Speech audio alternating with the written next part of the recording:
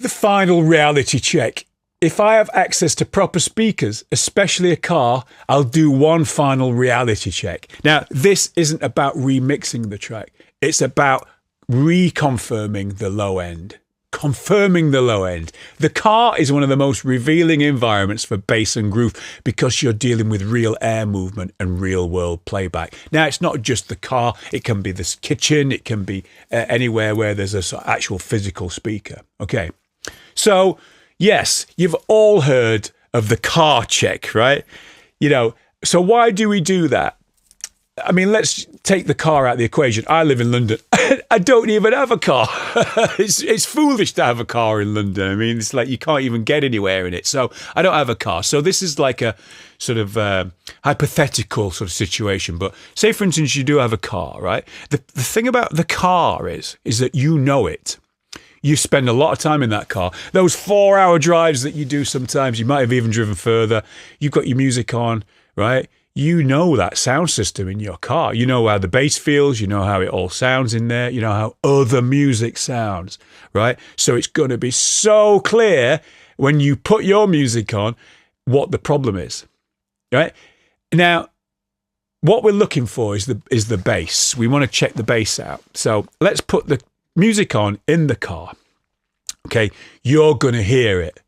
It might make the speakers fart if you've got small speakers. It might make your subs rattle if you're lucky enough to have a subwoofer in your car. Okay, but you're going to be able to hear it straight away, and it's going to sound different to what you're used to. And that's why people like the car check. Also, as well, the acoustics in the car, believe it or not, are actually really good because it's all very curved inside, isn't it? There's no like real kind of flat. There are flat surfaces, but they're all kind of angled. So everything kind of bounces off and kind of diffuses off each other. So you're not getting direct reflections, right? You know, like the bass, there's no bass trap in a car. It just like disappears out the back. You know, if you've got a subwoofer, it just disappears out the bonnet, right? So you're getting like somewhat of a kind of a great acoustic environment of a car. So everything sounds very different in a car and very apparent. So it's a great place to go and check. Now, of course, if you haven't got a car, just play it on a pair of speakers. I, of course, will mix on my laptop. Then I bring it into the studio. Gets me out of that room, come into a different environment, and then I'm able to then sit in this room and listen to it in here and just do a few adjustments. Now, when I say adjustments, we don't want to go crazy. You're going to hear it straight away and go, oh, okay, right, it's a bit too rumbly down there. Let's remove some 50 hertz. Let's just sort of like get that kick and bass to sit a little bit better. I wasn't hearing that on my laptop or on my headphones. Let's just sort of manipulate that a bit. Let's just do a little bit of a tweaking, bring all that. Boom.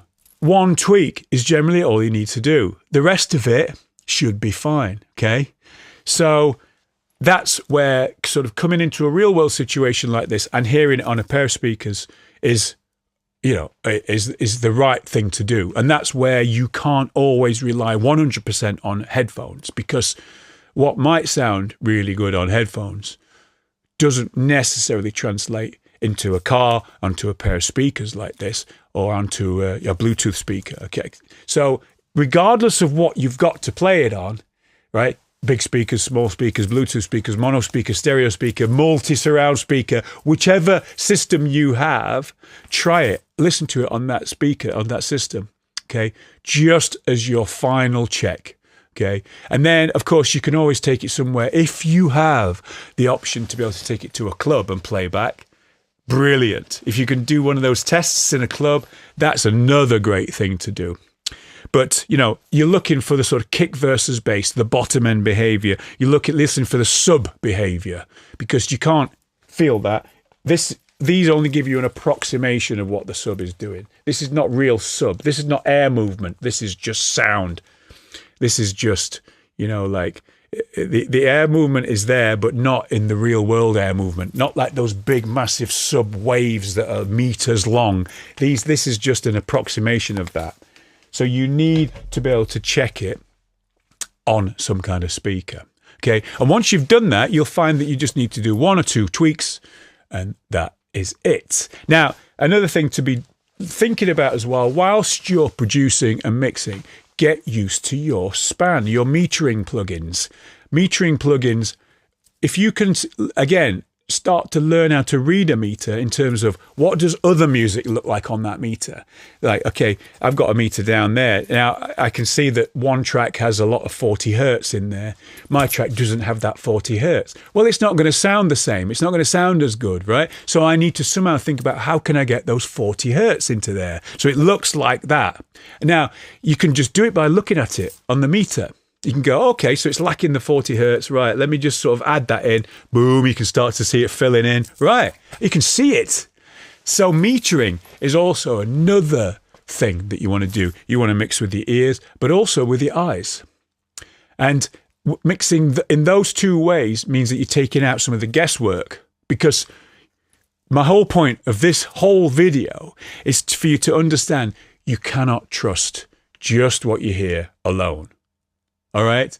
Because if you want to make music, you have to think about all of these different scenarios that music's going to be played on. It's going to be played not only in your beautiful setup, it's going to be played on somebody else's setup. It's going to be played in your kitchen. It's going to be played on somebody's earpods. It's going to be played on somebody's headphones. It's going to be played in somebody's Bluetooth speaker in the bathroom. You have to think about all those scenarios. And the reason why working on a laptop works is because if you get it to sound good on this, it's going to sound good on all of those systems, right? You think about it. If you mix your music on a beautiful setup, you've heard about these speaker, setups that cost $1 million, right?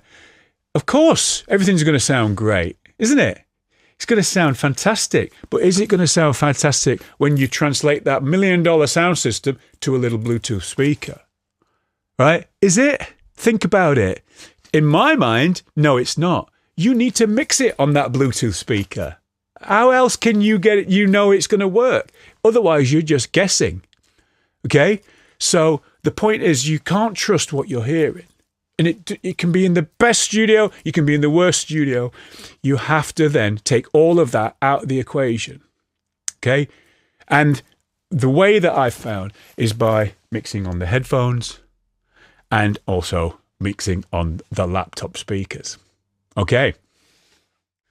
So I just want to finish with this. If your music works on headphones, survives laptop speakers, and feels right in the car, you're done.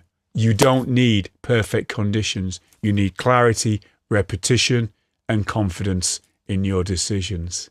I hope this helped. See you in the next video.